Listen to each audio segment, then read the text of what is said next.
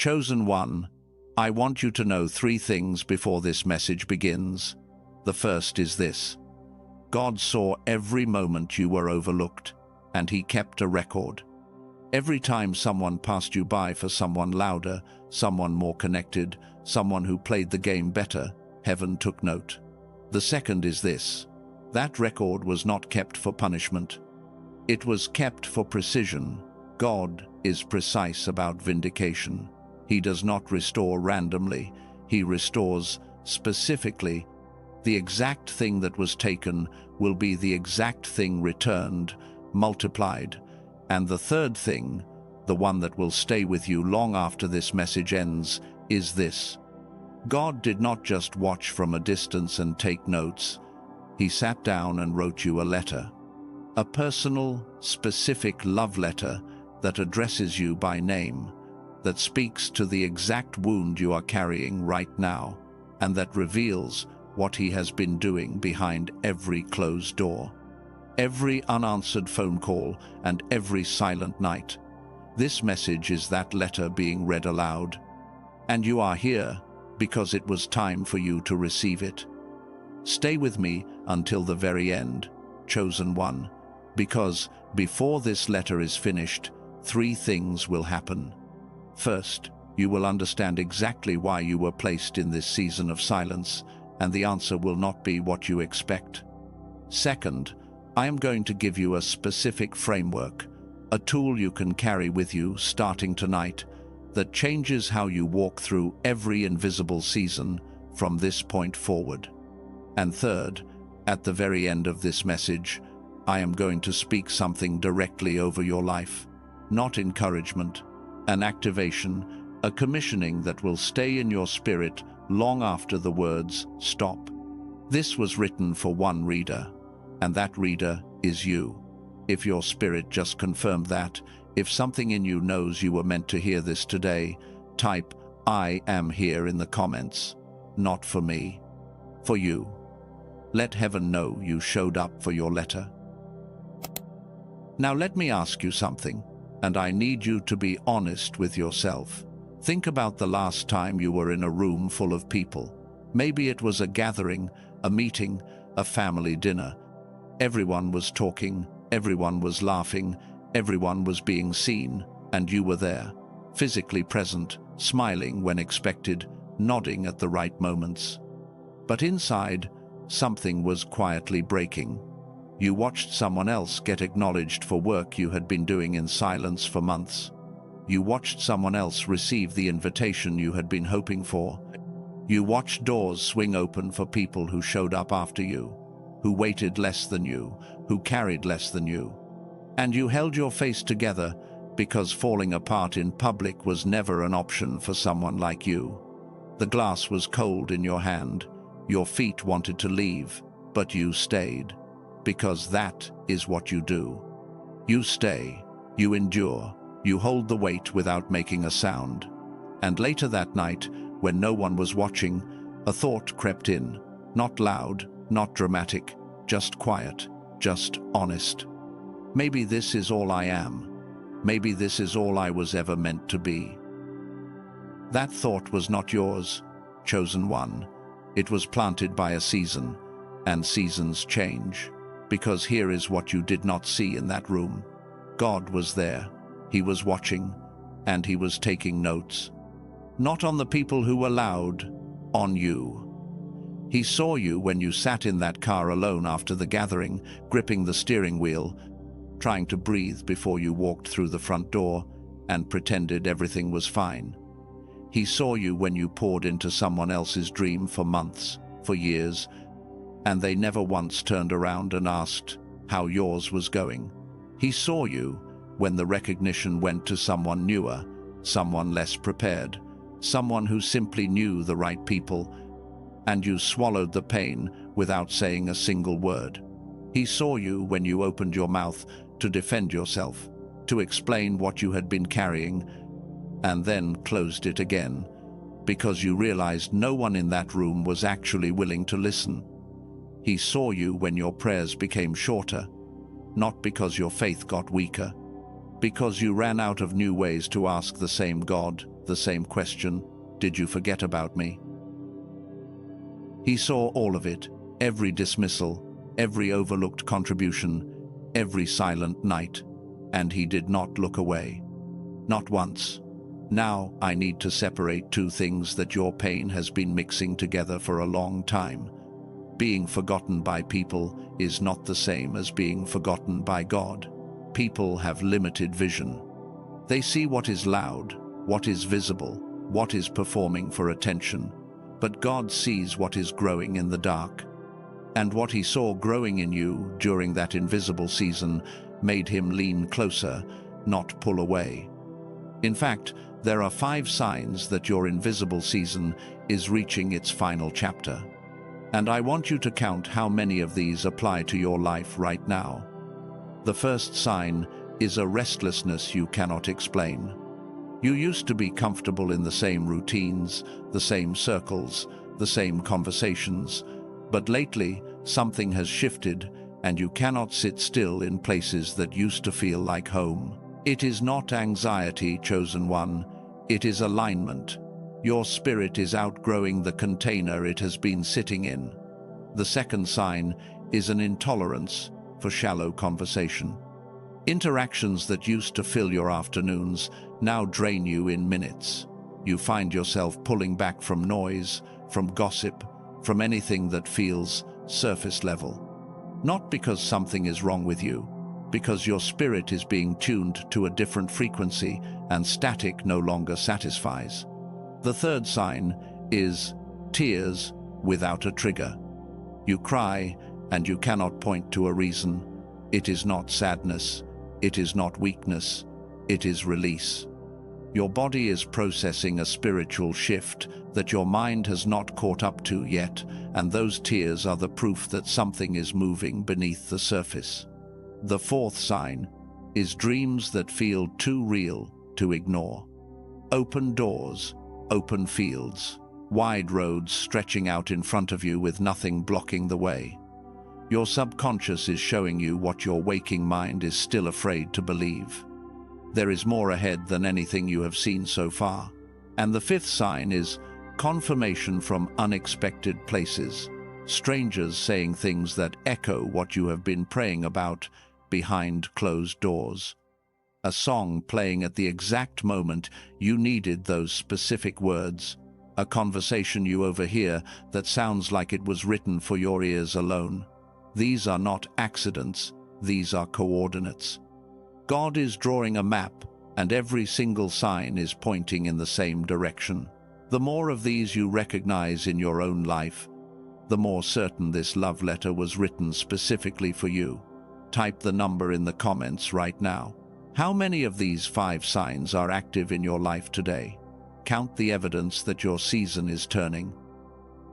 Now I want to plant a picture in your mind that will stay with you through this entire message. You feel buried, chosen one. I know you do. You feel like the world placed dirt on top of your name and moved on. But I need you to hear something. Burial is the first language of the seed. A seed that was placed in the ground by the hand of God does not get to call itself abandoned. It gets to call itself planted. And there is a man in the ancient texts who understood exactly what you are feeling right now. His name was Joseph. He was thrown into a pit by his own brothers, sold into slavery, falsely accused by someone he served faithfully, and locked in a prison where he was completely forgotten for 2 full years. Not because he did something wrong, because the timing had not yet arrived. His story is woven into this letter, but we will return to him when you are ready to hear what happened the morning everything changed. Because here is what I need you to sit with right now. What you have been calling invisible, heaven has been calling incubated. There is a difference between being forgotten and being hidden. Forgotten means no one is watching. Hidden means someone powerful is protecting what is not yet ready to be seen. And this alone, just knowing that you were never truly invisible, that God kept a record of every overlooked moment, that the signs of your shift are already manifesting in your body, and your spirit. This would be enough to change your entire week. But chosen one, this is only the first paragraph of the letter. What comes next will change how you understand everything that has happened to you. Because there is something buried inside the ancient Hebrew word for remembered, something hidden in the original language of Scripture, that completely rewrites the story you have been telling yourself about God's silence, and it starts with one word: zakar. Remember what I said a moment ago, that there is something hidden in the original language, something that changes the meaning of everything you have been feeling. This is it. In the book of Genesis, chapter 8, verse 1, there is a line that most people read too quickly.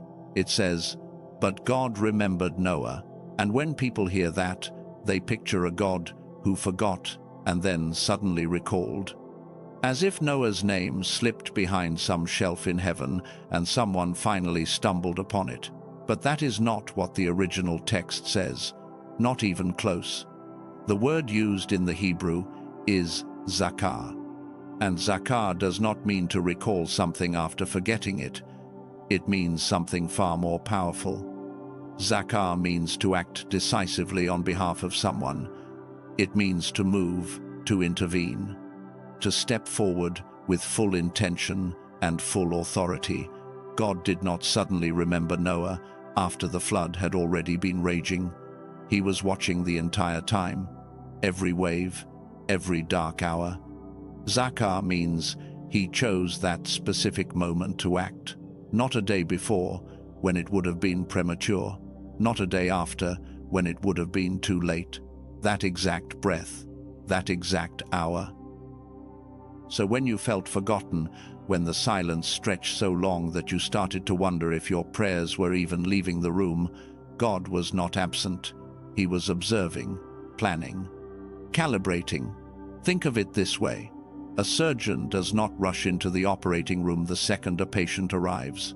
A great surgeon studies every scan, plans every incision, considers every possible outcome, and then, at the precise moment when conditions are exactly right, picks up the instrument. The waiting was not hesitation, it was expertise. That is what has been happening with your life, chosen one. This is why you felt stuck. Not because God moved on to someone else. Not because your prayers were too small or your faith was too weak. Because God was being precise, and divine precision requires patience from both the surgeon and the one on the table. Now, let me show you what God was actually building during your silence. Because he was not just watching, he was working. And three things were being constructed in the invisible, in the parts of your life that no human eye had permission to access. The first thing he was building was a version of you that does not need applause to keep moving. Your invisible season was never a punishment, chosen one. It was a stripping, a holy, painful removal of every false identity that depended on human recognition to feel real. Some people cannot survive without being noticed. God needed to know that you could, and you proved it. Every single day that you showed up without being acknowledged, without being thanked, without anyone seeing the weight on your shoulders, you were proving something to heaven that no amount of talent could prove. You were proving your foundation. The second thing he was building was the structural integrity to carry what is coming. There are assignments being prepared for your life that would crush a person who was built on shallow ground. The depth of your pain is not random, it is the depth of your foundation. What is approaching requires roots that were grown without sunlight, tested by pressure from every direction, and anchored in something that goes far deeper than the approval of people who never understood what they were looking at anyway. And the third thing God was building in your silence, the one that ties this entire letter together, is the letter itself.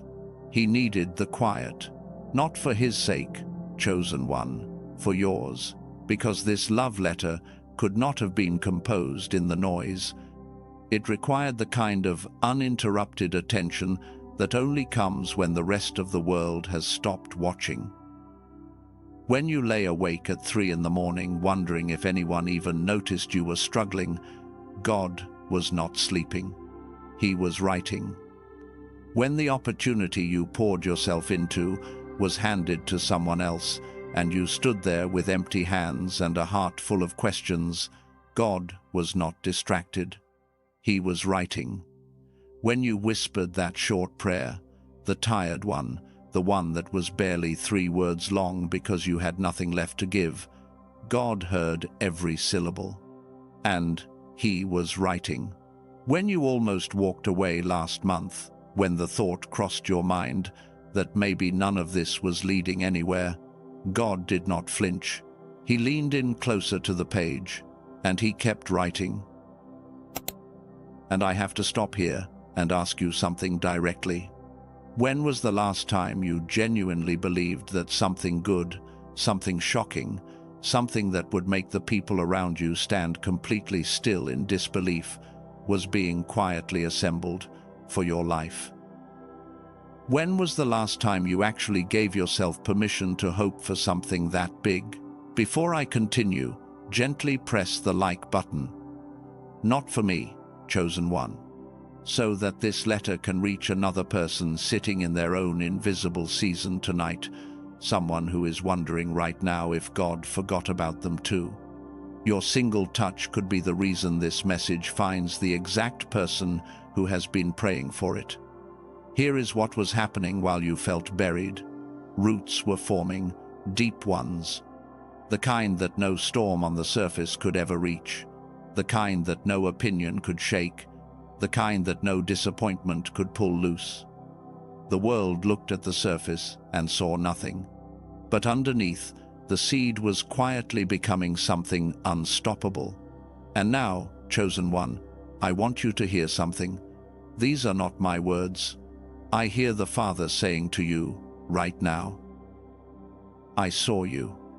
I saw you when you sat alone in that room and wondered if anyone was ever coming. I was there, and I was closer than the air around you. I saw you when you chose kindness for someone who gave you nothing in return, when you poured out what was left of your energy for someone who never once asked if you were running empty. I watched you choose faith when bitterness would have been easier, when turning your back on everything would have made more sense to anyone standing on the outside looking in. I was not distant in those moments. I was nearer to you than I had ever been. So near that I caught tears that never reached the ground. You thought I was silent. I was not silent. I was composing. Every ache you carried when nobody was watching, every question you whispered into the dark when the house was finally quiet, every night you held yourself together by a thread so thin that even you could not see it. I was turning all of it into something, not a verdict, not a closed case, a letter. And today, chosen one, you are finally holding it in your hands. That is the first paragraph of the love letter God composed for you, and every word of it was written during the exact season you thought He had gone quiet. There is an entire body of research in neuroscience, including a fascinating area of study connected to something called the youthful brain, that has shown the human mind actually restructures itself during prolonged periods of silence and stillness. What scientists discovered is that the brain does not shut down during those invisible seasons. It rewires. It builds new neural pathways. It becomes something it never could have become in the noise and distraction of constant visibility. God knew this long before any laboratory confirmed it. And it was not just Joseph who walked this invisible road. There was a woman named Esther who spent years in total obscurity, hidden, unknown, unrecognized by anyone who mattered. And then, in one single divine moment, she was positioned in a place of influence that absolutely no one predicted. Not her family, not her community, not even the people standing right next to her. Her hiddenness was never a flaw in the design. It was the design. She had to be invisible before she could become unstoppable. You are in the Esther chapter of your story right now, chosen one, hidden, positioned, and about to be revealed. Because God's silence was never the absence of a voice, it was the presence of a pen. He was writing your vindication, your restoration, and your next chapter with the kind of careful, deliberate detail that only silence makes possible. But here is the question that remains. If God has been writing this entire time, what exactly did he put in the final paragraph? What does he see waiting for you that made him choose this specific moment to hand you the letter? What is about to unfold in your life that required this depth of preparation, this length of silence, this level of invisible construction? If this letter ended right here, if all you walked away with was the knowledge that God saw you, that he was writing during every silent season, that your mind was being restructured and your position was being arranged behind the scenes, it would already be more than most people ever receive in a lifetime. But chosen one, we are only in the second paragraph of this letter. The third paragraph is where everything shifts. It is where God stops describing what he saw and begins declaring what he is about to do. And that is where the shock begins. Remember Joseph, the man who was thrown into a pit by his own brothers, sold as property to strangers, falsely accused by someone he served with integrity, and locked in a prison cell where he was completely, utterly forgotten. For 2 full years he sat in that place, not because he deserved it, not because God had moved on, because the timing had not yet arrived. And here is what nobody talks about when they tell Joseph's story. During those 2 years in that cell, nothing visible was happening. No angel appeared in the corner of the room. No voice from heaven announced the plan. No sign on the wall said, "Hold on, your moment is 53 days away." Joseph had nothing but silence. The same silence you have been sitting in. But behind the scenes, in a palace Joseph had never set foot in, something was being arranged. A king was about to have a dream that no one in his entire kingdom could interpret. And when that moment arrived, when every advisor and every wise man stood there empty-handed, someone suddenly remembered the prisoner. Not randomly, not by coincidence, by divine design.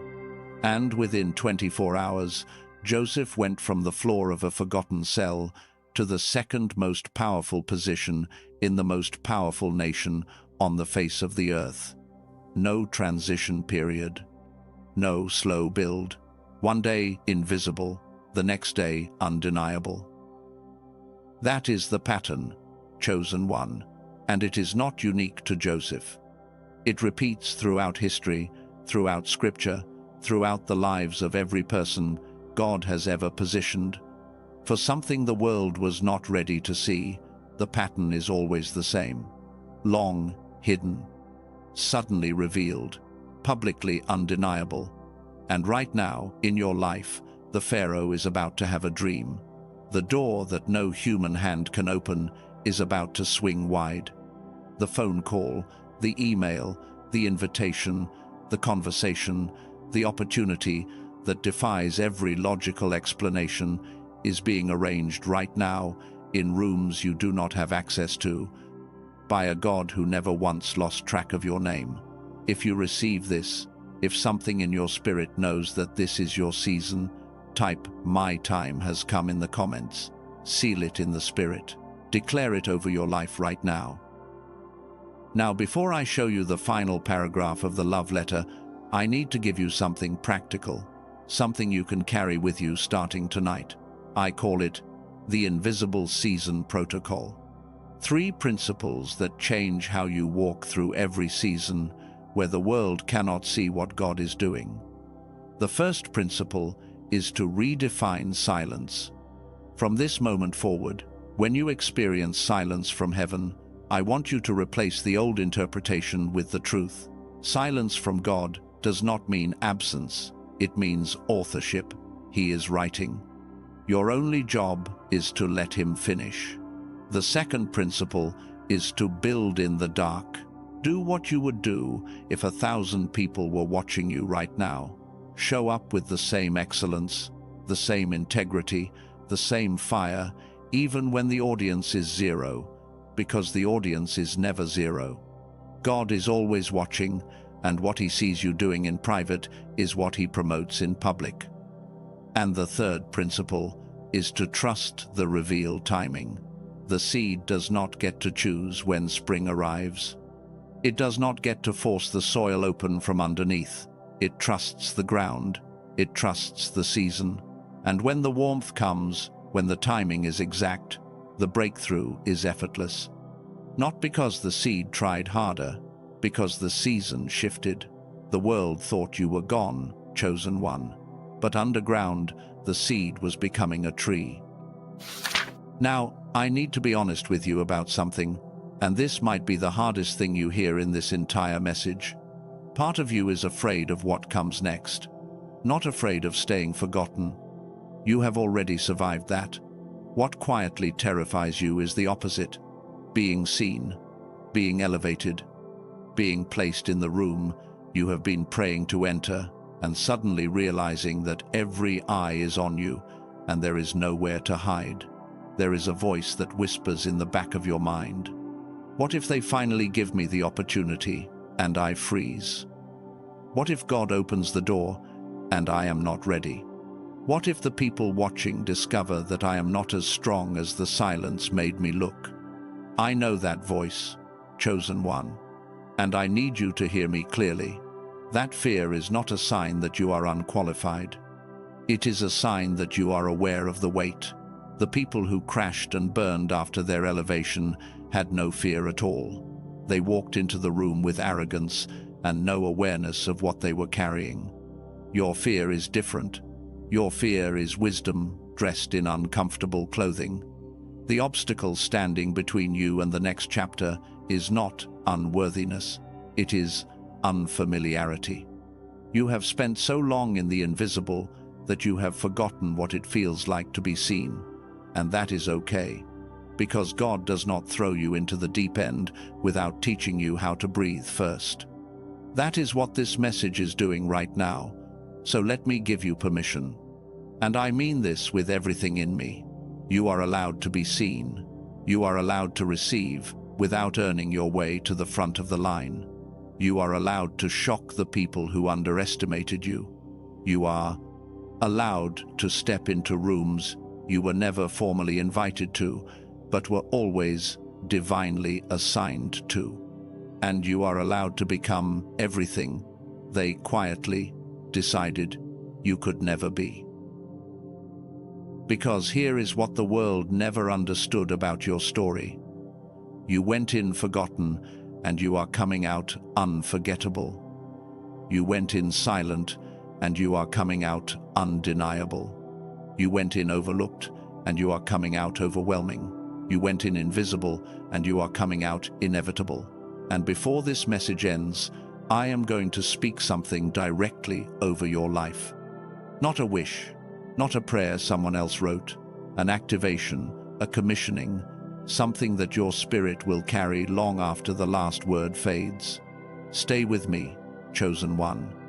We are approaching the moment this entire letter was building toward. But first, there is something I need to share with you. Something that connects everything you have been feeling to a discovery that science has only recently begun to understand. Researchers at some of the most respected institutions in the world, places like MIT and Princeton and several other leading research universities, found something fascinating about the brain of a person who has been living in a prolonged season of waiting and invisibility. The brain does not simply endure those seasons, it shifts. It drops into a lower frequency, a survival mode, where clarity fades, intuition dims, and the connection between your thoughts and your deepest knowing becomes muffled. Almost like static on a radio that used to play the clearest music you have ever heard. There is a name for the frequency that gets suppressed. and there is a way to reactivate it. I will show you exactly what it is in a moment. But first, the final paragraph of the letter. Let me tell you about a chosen one I heard from recently. A man, 46 years old, who worked at the same company for 4 years without a single promotion. Not because he lacked the skill, not because his results were average, his numbers exceeded every target they set in front of him, but he was quiet. He was not political. He did not play the visibility game. And so, for 4 years, newer hires were promoted around him, recognized in meetings he had built the strategy for, celebrated for outcomes he had quietly made possible from behind the scenes. His wife started asking if maybe it was time to move on. His confidence was eroding. Not dramatically, not all at once, but slowly, the way water wears down stone when nobody is paying attention. And then he did something unusual. He stopped performing for approval. He deleted every social media app from his phone. He committed to 60 days of total silence. No self-promotion, no networking events, no proving himself to anyone. He simply showed up, did his work with excellence, and trusted. On day 47, an email arrived from the office of the CEO.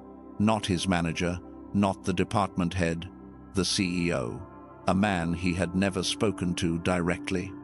The email said, "I have been watching your work for some time.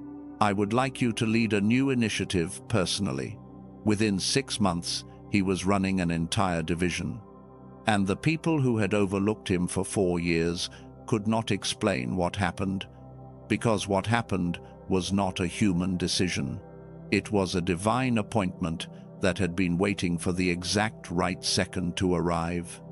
Some who walked deeper into that journey discovered additional tools along the way, things like neuroactive that supported their clarity during those critical months.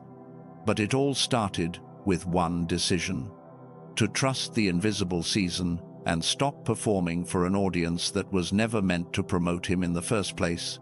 He proved himself in silence before he was promoted in public. And now we arrive at the final paragraph of the love letter. The paragraph where God stops describing what he observed and begins declaring what he is about to unleash. Every revelation before this was a paragraph in the letter. This is the closing line. The sentence that recontextualizes everything you have read so far. God did not just see your forgotten season. He did not just write during it. He engineered it. The invisibility was not a failure of the system. It was the system working exactly as he designed it. You had to be hidden from the world so that what was being built inside of you could not be tampered with, could not be rushed, could not be stolen by people who had no business accessing it before it was ready. What the world buried, God grew. And what God grew cannot be uprooted by any human hand. And now, the first green shoot is breaking through the surface of the soil. Not because you forced it, not because you finally earned it, because the season shifted. And when God shifts a season, nothing in heaven or on earth can hold back what he has planted. And I hear the Father declaring over your life right now. What I am about to do with your life will silence every voice that spoke against you, not by destroying them, not by humiliating them, by elevating you so visibly, so undeniably, so specifically that their words become irrelevant. They will stand there trying to explain what they are witnessing, and they will have no explanation. Because what I do cannot be explained by connections. It cannot be explained by luck. It cannot be explained by timing. It can only be explained by me. I did not forget you. I was hiding you in my hands. And now, my hands are opening. If your spirit is shaking right now, if you felt that land somewhere deep in your chest where words do not usually reach, type, "I release the old story." Let go of the identity of the forgotten one. You are not the forgotten one anymore. You are the revealed one. Because this is who the love letter is addressed to, not the person the world dismissed, not the person who sat in silence wondering if heaven had moved on. The letter is addressed to the one who carries light into rooms that forgot what light looks like, the one who speaks what others feel but cannot find the words to say, the one who restores hope in hearts that stopped believing hope was even possible, the one who goes first into uncharted territory so that others can follow the path you carved with nothing but faith and silence. That is who you are, chosen one. That is who you have always been. And the letter is signed with your real name, the one God has been calling you when no one else was listening. Now take a breath. The deepest part of the revelation is behind us. And what I am about to share with you connects everything we just experienced to something remarkably specific, something measurable, something that has been validated in clinical research, and that may be the most important tool you encounter in this entire season of your life. Earlier I told you about a discovery, about how the brain of someone who has been sitting in a prolonged invisible season shifts into a lower frequency, a survival mode where clarity dims and intuition goes quiet. Let me show you now what that means for you specifically. As a chosen one, you were born different, not metaphorically, neurologically. The brainwave that scientists call gamma, the frequency associated with genius-level thinking, deep intuition, effortless creativity, and what researchers describe as flow state, was stronger in you than in most people from the very beginning. That is why you learned so fast as a child. That is why you sensed things other people could not explain. That is why adults looked at you and said, "There is something different about this one." But here is what happened. Around the age of 7, a process that neuroscientists call the decline effect began. The modern world, the education system, the constant noise and overstimulation of everyday life started suppressing that gamma wave. Slowly, quietly, year after year. And because your gamma was stronger than most, the distance between who you were as a child and who you feel like now is wider for you than it is for ordinary people. That gap, that aching sense that you were made for something greater but cannot quite reach it, that is the gap of gamma. And this is what I need you to understand, chosen one. Your gamma was not destroyed. It was set to sleep. And it can be reactivated. A neuroscientist named Dr. Robert Lake spent 34 years studying this exact phenomenon. He discovered that through a specific technology called brain entrainment, an external audio frequency can reach into the brain and shift it back into gamma state, not by asking the brain to change itself from the inside, the way meditation does, which takes months or years and requires enormous discipline, but by introducing the correct frequency from the outside, directly, measurably, in 7 minutes. He created a tool called the Genius Song. It is a 7-minute audio track. You put on headphones, you sit quietly wherever you are, and the technology does the work. No meditation, no mantras, no equipment, just 7 minutes of listening. There was a woman, 38 years old, who had spent years searching for spiritual connection. She had tried meditation retreats, she had tried yoga, she had tried every healing practice she could find, and nothing landed. She described herself as someone standing outside a locked door, pressing her ear against the wood, hearing music on the other side but never finding the key. She tried the Genius Song because, as she put it, there was nothing left to lose. 2 weeks later, she did not use the word miracle. She used the word synchronicities, as if the universe had finally started speaking a language she could understand. Now I know what some of you are thinking. you have tried things before. Programs, courses, practices that promised transformation and delivered disappointment. And that skepticism is not weakness. It is the intelligence of someone who has been let down too many times. But here is the difference. Everything you tried before asked your brain to change itself from the inside. Brain entrainment works from the outside in. It is a completely different mechanism, and the results have been measured with EEG technology in research settings. This is not philosophy. This is neuroscience. And I would never disrespect your financial situation by pretending that $39 is nothing. For many of you, that is a real decision. I honor that. So, let me put it in perspective. Traditional biofeedback therapy costs $300 per session. A clinical-grade home device runs close to $7,000. What Dr. Lake did was compress that entire body of research into a single 7-minute audio file. The standard price is $49, but for those watching this message, Dr.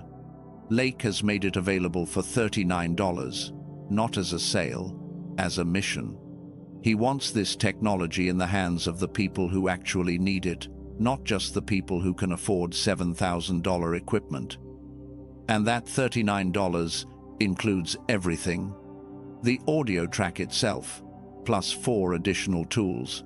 A version designed specifically for children called Genius Child. A classic book on financial mindset that sells for $20 on its own. A guided visualization practice and an infographic mapping the 5 most critical daily habits for transformation, all of it backed by a 100% money-back guarantee. If you listen and feel nothing different, you get every penny back, no questions, no conditions. The only risk is not knowing what your reactivated mind feels like.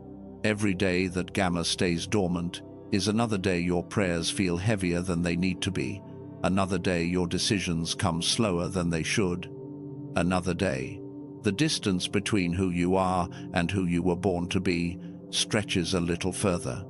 The version of you standing on the other side of this reactivation is looking back at this very moment. Not as a transaction, as a turning point, the first step back to who you have always been. One important thing, there are imitation versions of this tool circulating online. Websites that use similar names, similar packaging, but contain nothing more than ordinary background audio with no brain entrainment technology whatsoever. The only way to receive the authentic version, the one with the full technology, all 4 bonuses, and the complete money-back guarantee, is through the link in the description below this message and in the pinned comment.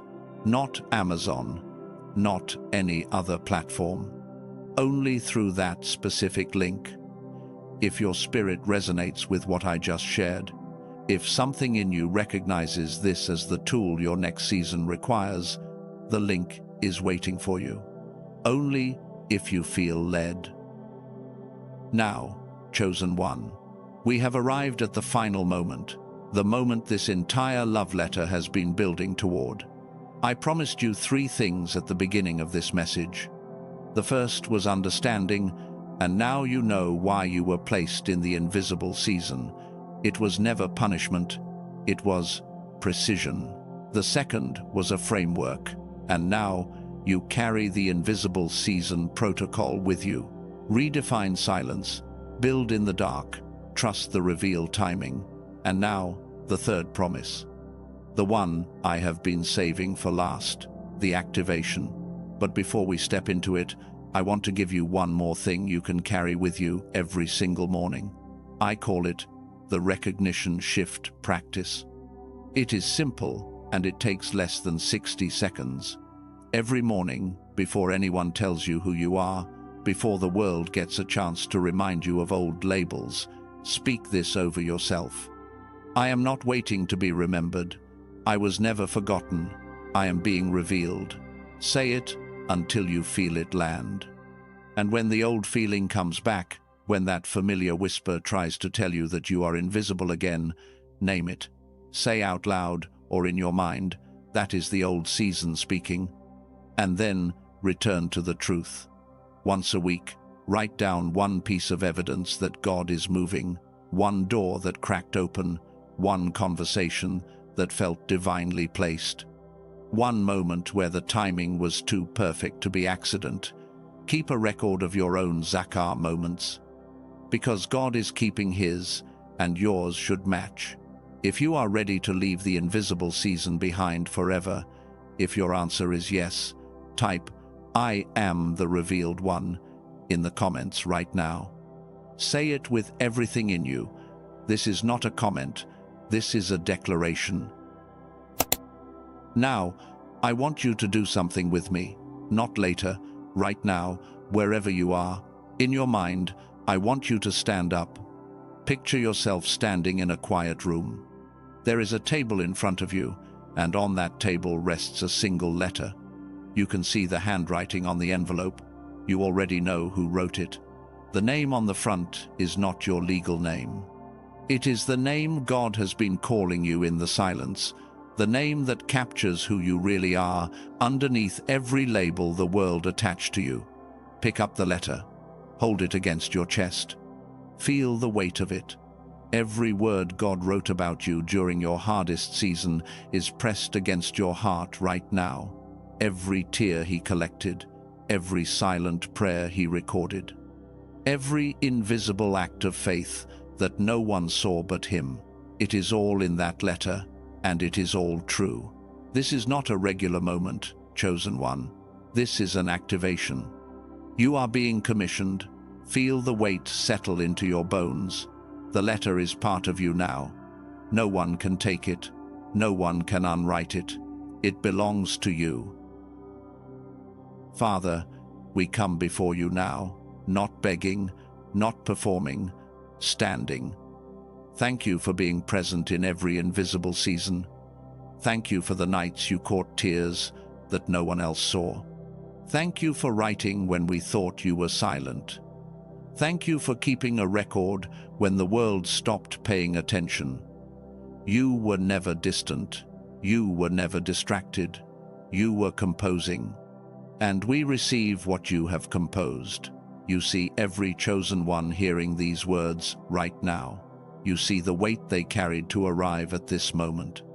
You see the faith that held on when every piece of evidence suggested they should let go. You see the prayers that became shorter, not because faith grew weaker, but because exhaustion grew heavier. And you honored every single one. Now we release. Release the story that you were forgotten.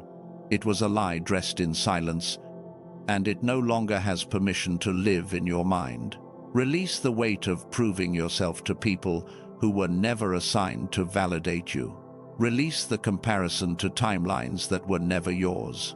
Release the bitterness toward those who overlooked you, not because they deserve your forgiveness, but because carrying that weight is slowing down your next season. Release the identity of the forgotten one. That chapter is closed. The ink is dry. The page has turned. Release the fear of being seen. You were not built for the shadows. You were hidden for a season, not hidden forever. Release the need to explain your silence to people who never asked the right questions. Release the timeline you thought God was supposed to follow. His clock has never been wrong, and it is not starting now. Now we activate. Activate the light bearer, the one who walks into dark rooms and changes the temperature without saying a word. Activate the voice, the one who speaks what 100 people are feeling but no one has the courage to name. Activate the hope restorer, the one who breathes life back into dreams that everyone else pronounced dead. Activate the pioneer, the one who goes first, who carves the path through the wilderness so that others can walk it after. Activate divine connections, the right people in the right rooms at the right time, not one day early, not one day late.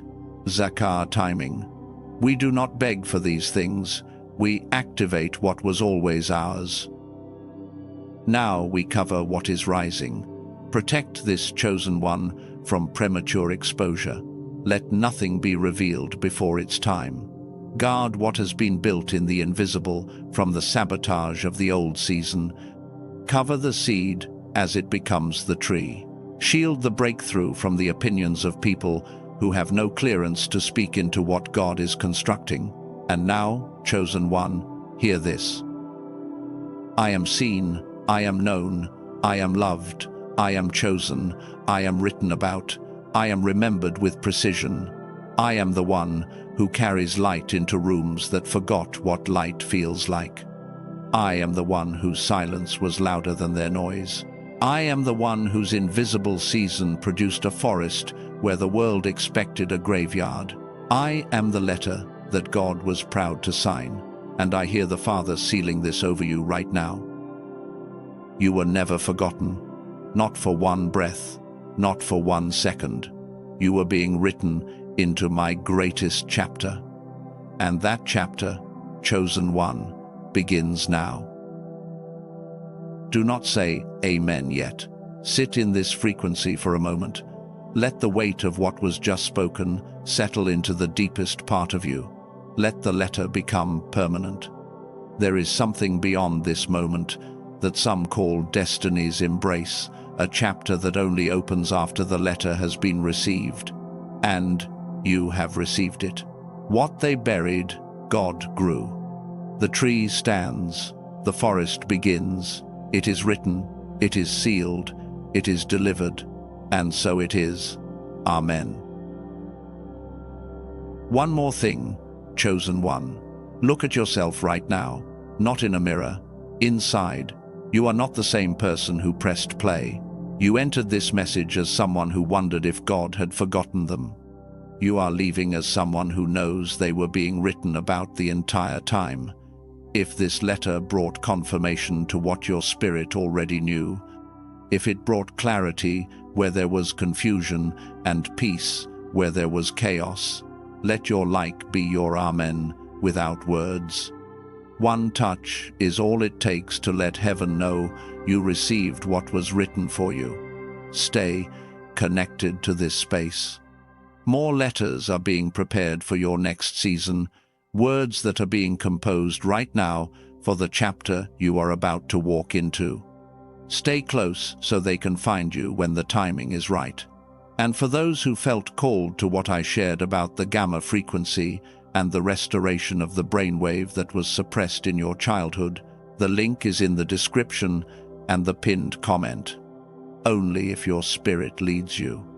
Now, I need you to do one final thing. If someone came to mind while you were listening to this message, someone who has been carrying silence like it is their only language, someone who has been showing up for everyone else while becoming invisible in their own story, someone who smiled at you yesterday, but you knew something deeper was happening behind their eyes, someone who needs to hear that they have not been forgotten, share this with them. Text it. Send it however you need to, because this letter was written for one reader. But sometimes the reader needs a messenger. Be that messenger tonight. Go in peace, chosen one. The invisible season is over. The letter has been read. And the author is smiling. You are not leaving a message. You are leaving a season. And remember, all across the world right now, chosen ones are stepping out of their forgotten seasons together. You are not alone in this awakening. You never were.